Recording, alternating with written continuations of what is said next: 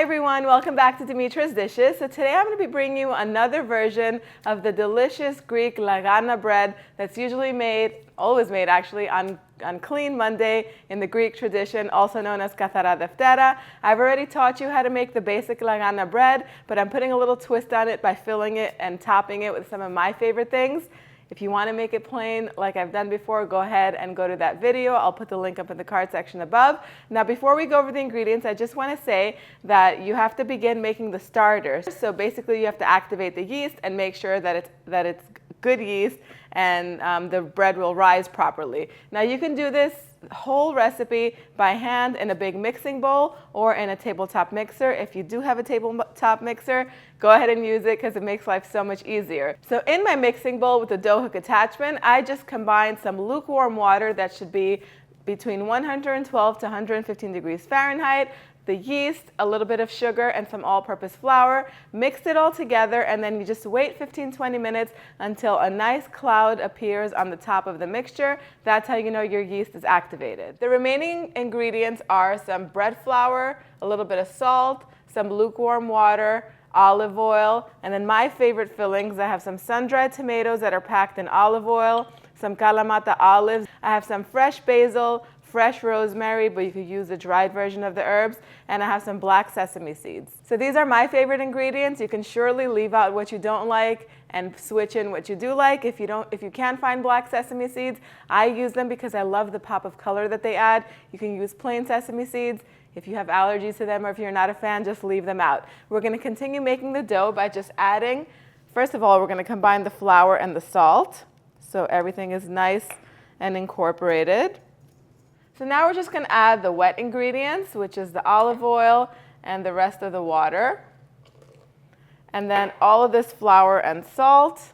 And now we're just going to turn the mixer on low, and we're going to let this knead for 7 to 8 minutes till the mixture comes together and forms a ball of dough. So while the dough is kneading, I'm going to go ahead and chop up my olives and my sun-dried tomatoes.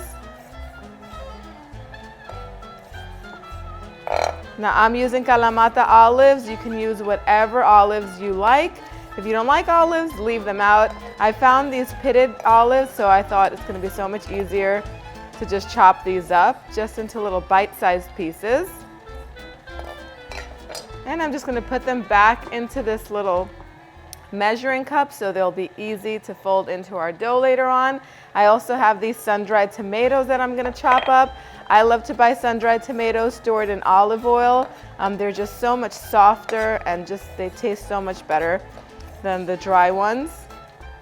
Go ahead and chop these up too. I love the combination of olives and sun-dried tomatoes and rosemary. So this is one of those recipes that you can just put as much or as little of each ingredient depending on which one you like more. So now I'm just going to roll up all of these basil leaves and finely chop those too. And then we're just going to finely chop these. They smell so good, tomato and basil. What a great combination. Set this aside. And actually we're going to set this next to the rosemary because we're not going to put this in right now. We're going to put it in at the very end. So after 7 minutes, the dough is going to come together, and then just go in and add your favorite fillings. I'm going to go in and add my tomatoes and the chopped up Kalamata olives, and just let this knead for another minute or two until everything is incorporated. Just put a couple tablespoons of olive oil into your bowl. Just take all of your dough and put it in there.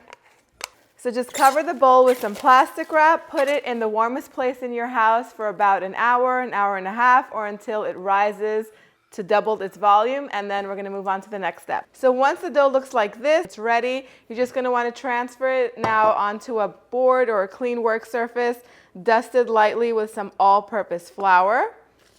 Get it all out. This is a sticky dough, and sticky soft doughs make for really nice airy bread, so don't be afraid of it.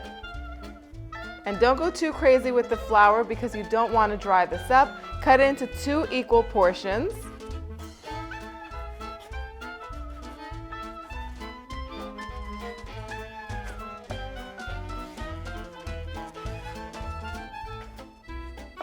And then we're just going to press it out It's going to be like an oval-shaped rectangle. Don't worry too much about the shape. This is a very rustic bread. And we're just going to stretch it out until it's pretty thin. Now you're going to want to have 2 baking trays ready, lined with parchment paper. Now I'm just going to transfer it onto my baking tray lined with parchment paper.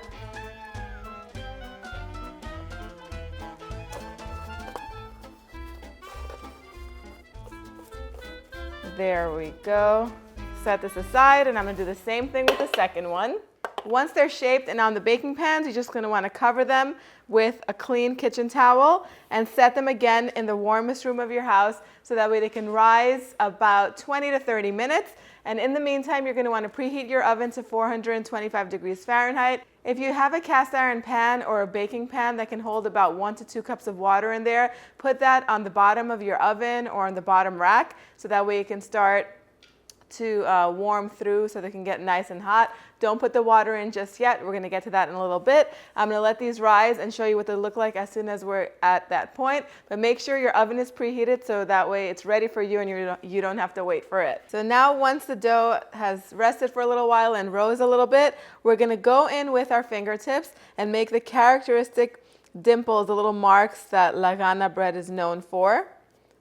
Just press down. We're going to do it on both breads, and it's so nice and fluffy and pillowy soft, just like that. And then on one, I'm going to put rosemary. But before I do that, I'm going to go in and brush with some water.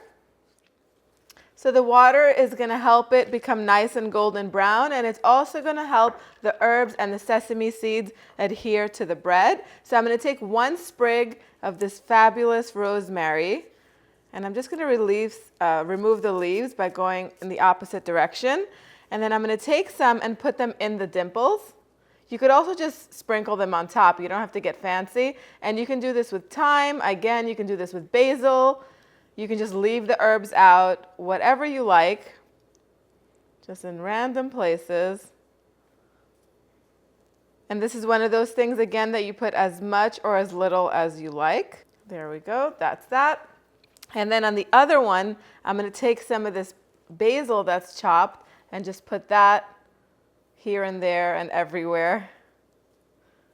You can press it in there. And the one that has basil, I'm going to put these black sesame seeds on top. There we go. Now, of course, you can put the sesame seeds on top of both, or you can leave it out. It's up to you. The oven is preheated to 425 degrees Fahrenheit. I'm going to bake these in here 1 tray at a time in the center rack for about 15 to 20 minutes or until it's nice and golden brown and fully cooked. It usually takes around 15 minutes, but I'll let you know when it comes out how long it took this time. I also have a cup of ice and ice cold water, so I have some water and a little bit of ice, and I'm going to pour this ice water into the pan that's warming in the bottom of my oven. I have my cast iron pan in there, and then that's going to create a really nice crusty crust. So I'll show you what it looks like as soon as it comes out. So my breads took about 16, 17 minutes to come out of the oven. They're ready, they're beautiful, they're picture perfect, and when you make them, you will not believe how pretty they are once they come out. Take a look at both of them. Here's the one with the basil and the black sesame seeds. I love the way the black sesame seeds look. And then here's the one with the rosemary. I'm going to go in and give this a taste. Let me just show you. Look at that. Look at how beautiful that bread is. Who said you can't make fabulous bread at home? We're going to give this a taste. Now, this is very nice served with a roasted garlic. Now, let me pull that towards me.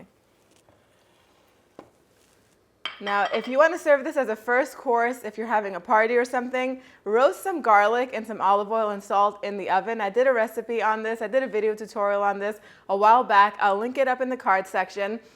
It is such an easy thing to make. I mean, especially if you have lots of garlic in the fridge and you don't want it to go bad, or you just want to make this just because you want to stir this into stews and soups or serve it with some bread.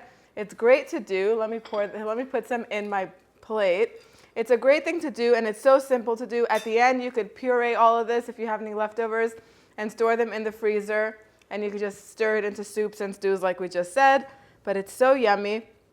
If you happen to have any really good quality balsamic vinegar, you could just drizzle it over the top, and then it's just delicious. Let me give this a taste.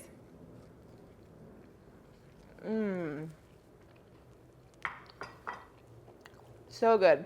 This bread has become nice and crisp on the outside, and the interior is just like pillowy goodness, the way good bread should be. I love the brininess of the olives and also that meaty bite that they add, and I love the sweet smoky flavor of the sun-dried tomato. It's a perfect combination. The recipe, as always, is on the website www.dimitrasdishes.com. It's also in the description box underneath the video. Again, let me know what you think, and let me know what kind of fillings you use for your bread in the comment section down below. Thank you guys so much for spending time with me today. I will see you all next time. Yasas.